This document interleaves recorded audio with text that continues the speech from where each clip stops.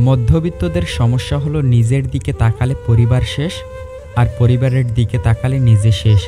একটি ছোট্ট মেয়ে একদিন তার মাকে জিজ্ঞেস করলো, আচ্ছা মা, তুমি কি টাকা ভর্তি পার্স কোনোদিন আমাদের কাজের মাসির কাছে রেখে যেতে পারবে?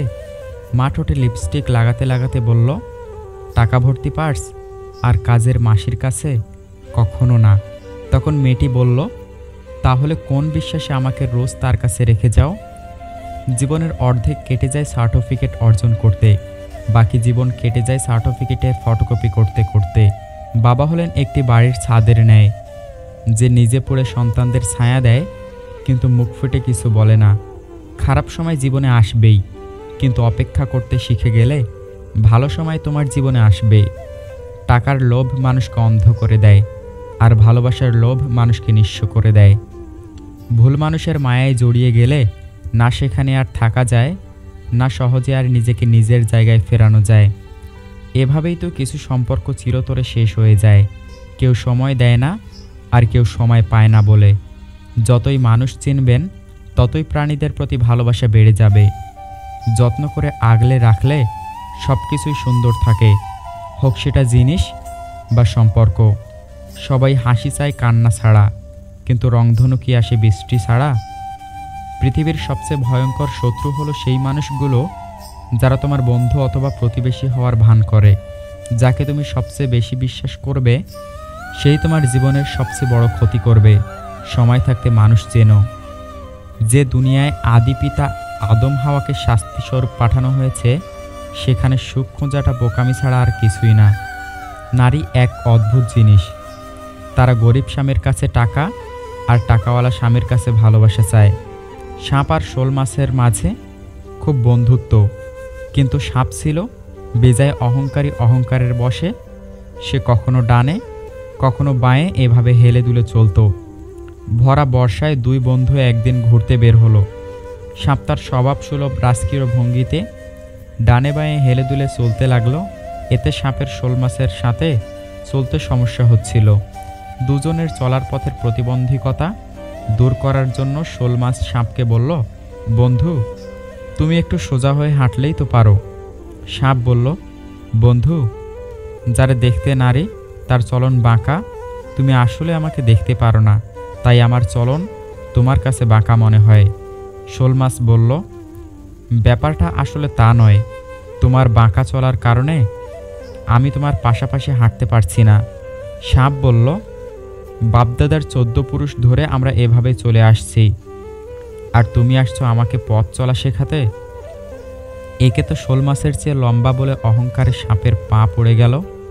তার উপর সাপের অন্তর ভরা বিষ। শোল মাছ যতই তাকে বোঝাতে চায় ততই সে ফোঁস করে ফুলে তাকে তর্ক বিতর্কের এক পর্যায়ে তারা জেলের জালে ধরা পড়ে গেল। সাপকে মেরে সোজা ঝুলিয়ে রাখে। শোল মাছ তখন আফসোস করে বলল, বন্ধু, সেই তো সোজা হলি, তাও মরণের পর। অহংকার আর অন্তর্ভরা বিষ নিয়ে যারা মানুষকে বাঁকা পথে পরিচালনা করেন তারা আশা করে এবার একটু সোজা পথে চলবেন। মরণের পর সোজা হলেও কোনো লাভ হবে না। মেয়েরা শাসন পছন্দ করে, তবে সেটা রাগের গলায় না, আদর করে ভালোবেসে মিষ্টি গলায় সেটা শুনতে চায়। যে মানুষগুলো আমাকে সবসময় খুশি রাখার চেষ্টা করে তারা আমার জীবনের শেষ পর্যন্ত থাকুক। সময় খুব চালাক। যৌবনের লোভ দেখিয়ে শৈশব কেড়ে নেয়, আবার অর্থের লোভ দেখিয়ে যৌবন কেড়ে নেয়। আমার প্রশংসা আমার পিছনে করুন, কিন্তু নিন্দা সবসময় আমার সামনে এসে করুন। যদি আপনি সঠিক হন, আমি নিজেকে শুধরে নিব, না হলে দায়িত্ব নিয়ে আপনাকে শুধরে দিব। পৃথিবীতে এমন কিছু মানুষ আছে যাদের পুরো জীবনটাই কেটে যাচ্ছে ভুল মানুষের সাথে। যদি কোনো মেয়ে কাজটি করে তাহলে বুঝবেন সে স্বামীর সংসার করতে পারবে না। আর তা হলো উচ্চ বিলাসিকতা, উচ্চ বিলাসিতা মনোভাব। অবশ্যই মেয়ের 4টি জিনিস দেখে বিয়ে করুন। নাম্বার 1, রূপ। নাম্বার 2, তার পরিবার। নাম্বার 3, তার ধন সম্পদ। নাম্বার 4, নিজ ধর্মের প্রতি তার ভালোবাসা। দুঃসময়ে কারো কোনো অপমান গায়ে মাখতে নেই। সুসময়ে আসলে তার ভুলটা চোখে আঙ্গুল দিয়ে দেখিয়ে দিন। কাউকে বেশি টেক কেয়ার করলে একদিন সে ওভারটেক করে চলে যায়। খুব ভালো লাগে যখন কেউ একজন শুধুমাত্র আমার মুখের হাসির জন্য কিছু করে। খুব আপন লাগে যখন কেউ একজন আমার ছোট্ট ছোট্ট ইচ্ছেগুলোরও দাম দেয়, সামান্য খুঁটিনাটি কথাও মনে রাখে। খুব স্পেশাল হয় যে কিনা বাদ দাও, ভালো লাগছে না বলার পরেও বারবার কি হয়েছে জিজ্ঞেস করে যাবে, যতক্ষণ না তার সাথে সব শেয়ার করছি। আজকালকার দিনে এমন কোনো বন্ধু বা প্রিয় মানুষ ভাগ্যে করেই পাওয়া যায়। মানুষের কাছে কাঁদলে মানুষ বড়জোর আপনাকে সান্ত্বনা দিবে, আল্লাহর কাছে কাঁদলে তিনি আপনাকে সমাধান দিবেন।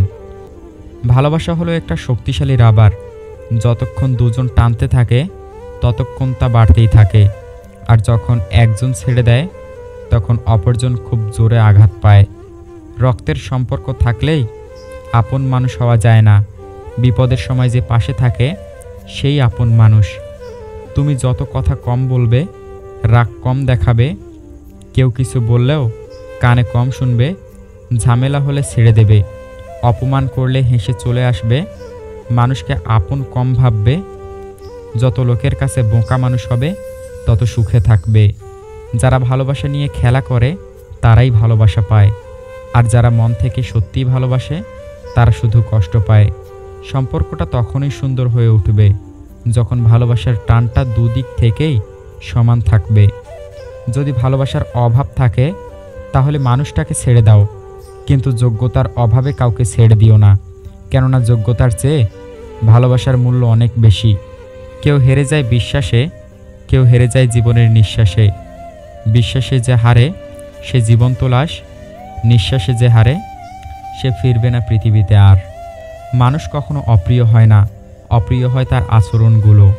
কিছু মানুষ বারবার সেখানেই ফিরে যায় যেখানে সে বারবার কষ্ট পায়। এক ভদ্রলোক ডিম বিক্রেতাকে জিজ্ঞেস করল, ডিম কত করে বিক্রি করছেন? বৃদ্ধ বিক্রেতা বলল, স্যার 5 টাকা করে প্রতিটি। স্যার বলল, আমি 6টি 25 টাকা দিব, না হয় চলে যাব।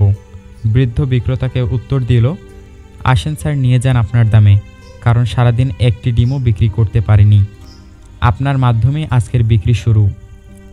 স্যারটি ডিম কিনে জিতে গেছে ভেবে চলে গেল। তারপর স্যারটি তার দামি গাড়িতে চড়ে তার বন্ধুর সাথে অভিজাত রেস্তোরাঁতে গেল।